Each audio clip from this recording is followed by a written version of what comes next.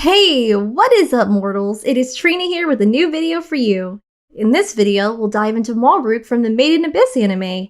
I just wanted to greet you guys by saying just sit back and relax, you're in for a treat. So, let's get started. Made in Abyss features many interesting characters, and from the start of the series, one character that probably caught your eye is Malruk.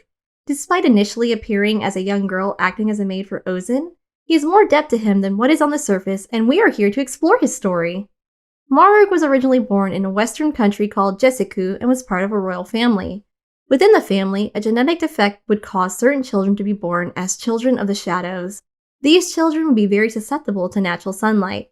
To protect them, they would wear an outfit called moon clothing that was very heavily layered with a large hood.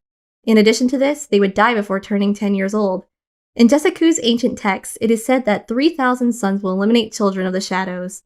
Malruk was born as a child of the shadows. At some point in time, Malruk traveled in the abyss with his father and crew in an airship on an expedition. An accident occurred that caused the ship to crash, killing off all the passengers except for Malruk. He stayed in hiding, watching beasts devour his father and the others, leaving only bones behind. Eventually, Ozin arrived at the crash site, inspecting for any survivors, smug about having warned them about the dangers of the abyss. She noticed Malruk hiding and offered him to accompany her. Still in shock, Malruk stayed frozen and silent. Ozin tested him by starting to leave, but he quickly got up to follow her. After rescuing him, Ozin took him with her to the Seeker camp and he became her disciple. Malruk is first seen in the story, watching Rico and Reg through a telescope, alerting Ozin to their presence. When the two enter the camp, Ozin requests Malruk to help them out, stating that it is easier for children to talk to other children. At this point, Rico and Reg are assuming that Malruk is a girl. Ozin excuses herself from the room and Malruk gives them both blue whistles to make it easier interacting with the other Delvers. Malruk shows them around the Seeker camp, explaining how it came to be. It was built in the cavities of a tree named the Great Porta, with expansions continuously being added. He tells them the tree gets its nutrients from the ocean floor and thrives this way. He takes them to their room and Rico takes off to bathe herself. Malruk chats with Reg, telling him that he was surprised to find out that he is a robot. Reg mentions noticing someone different about Malruk. Their initial conversation isn't heard, but it is implied that Reg brought up Malruk being male. They later bond, finishing up their conversation, sharing stories of how they suffered at the hands of others. Rico returns from her bath and Malruk offers them food. Rico takes notice of his blue whistle and is surprised, since he is their age, a preteen, and they are only given to 15-year-olds. Since Malruk is an apprentice of the White Whistle, Ozin, he was an exception. He briefly mentions his past and informs them of his sensitivity to light and that he hasn't gone back to the surface since. He tells them that Ozin made him her apprentice to, in her words, never have to return to the surface. He is very fond of her and says she treats him well. The three of them go to a room filled with artifacts and Malruk explains that they are rejected relics. He plans to ask Ozin for permission for Rico and Reg to explore the second layer's caves. His reasoning is that he wants to spend more time with children his age, which Rico excitedly agrees with. She remembers their mission and is torn between spending time with Malruk and finding her mother. They decide to spend the day chatting. The next morning, Rico had wet the bed, which Malruk tries to comfort her about, telling her that he also wet the bed until 2 years ago. Rico claims to have seen a ghost or monster while looking for the bathroom, which Malruk dismisses. Ozin and Reg later have an argument and start fighting. Malruk becomes nervous and tells her he is going back to the telescope. Ozin forbids him from leaving, telling him to stay put. The fight accumulates with Reg losing consciousness. He wakes up later to Ozin's scouts helping him up. Malruk had been the one to go get help, which impresses Ozin. She tells him he is going to be punished later for disobeying her, though. Malruk is again tasked with taking care of Rico and Reg until Ozin sends them on a 10-day expedition. When they return, he tells them that he cried all day on the first day they were gone. Rico and Reg eventually set off to explore more of the abyss. Despite trying to keep a smile on his face, Malruk breaks down crying. He shakily tells them that he really wants them to change their minds and stay. He has seen off many Delvers who never return, but he is the saddest about saying goodbyes to the duo. Because there is no returning once you descend into the abyss, Rico and Reg haven't seen Malruk since then. He has shown up in side stories in both the manga and anime. Malruk's everyday life takes place in an unspecified time when Ozin asked him to go to Orth to do her errands since she was busy. She also threatened to punish him if he messed up at all. Unfortunately for Malruk, the instructions on the paper given to him are all vague scribbles that he doesn't understand. He bumps into a large, docile hermit rat that surprises him and he falls down. Since he is sensitive to the sunlight, Malruk was carrying a parasol that he now dropped. The parasol is picked up by Rico's friend, Nat. He hands it back to him and can somewhat decipher Ozin's instructions. He offers to lead Malruk to her destination, which he agrees to happily. They introduce themselves, and Nat is confused when Malruk speaks the way a boy would because he assumes he is a girl. Nat brushes it off and explains where a shortcut is, earning praise from Malruk. Nat blushes when Malruk says he is glad to have met him and gives a cute smile.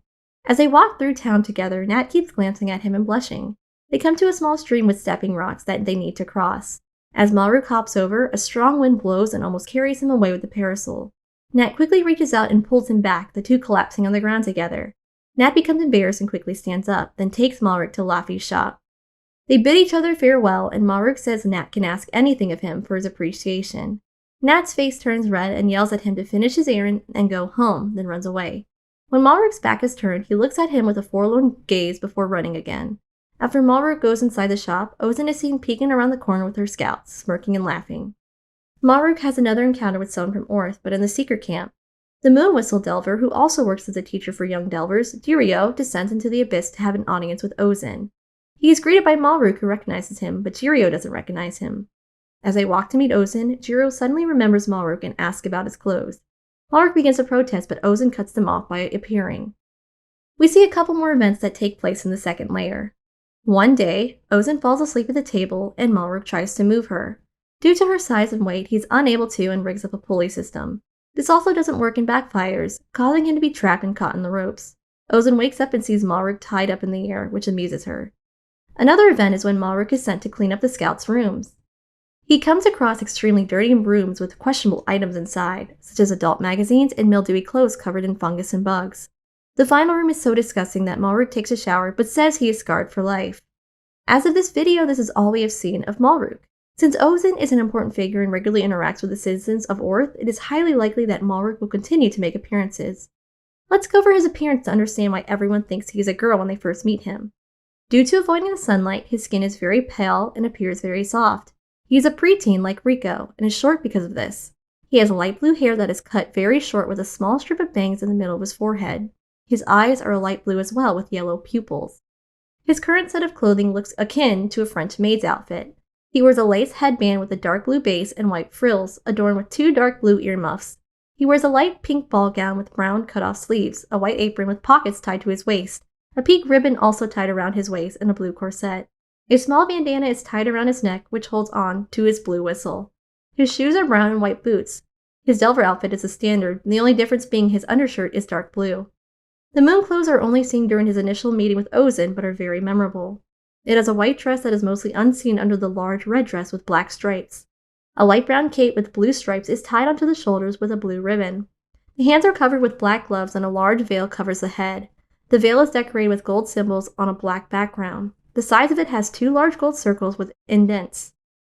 Short white socks are worn with the brown and red boots that have blue bows on them. While in this outfit, Malruk has shoulder-length hair, but is uncertain if he normally kept his hair this long or if it grew out while he was hiding from the beast. In the series, Malruk is possibly the quietest and most polite of all the children. Anyone he meets, he is polite to. He does as he is told and is often glad to help out. This is most likely due to owing Ozan for saving his life. He takes pride in what he does around the camp, and he thanks him graciously. The only thing he doesn't want to talk about with people is the outfit he wears.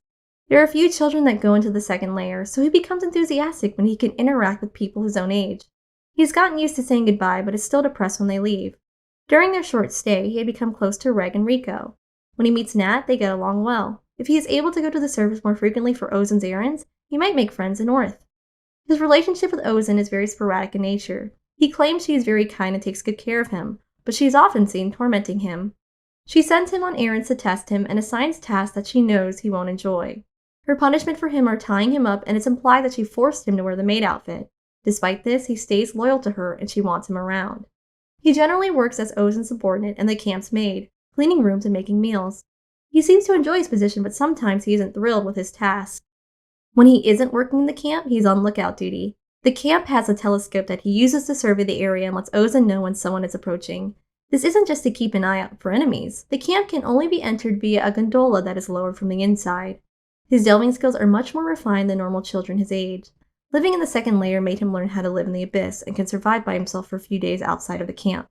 As Ozan's apprentice, he naturally received more training from her and earned his blue whistle. We covered pretty much everything we have regarding Malruk. Before we say goodbye, let's go over a couple extra interesting facts about him. Ozen's influence on him wearing the maid outfit is supported by the fact that it is made to order.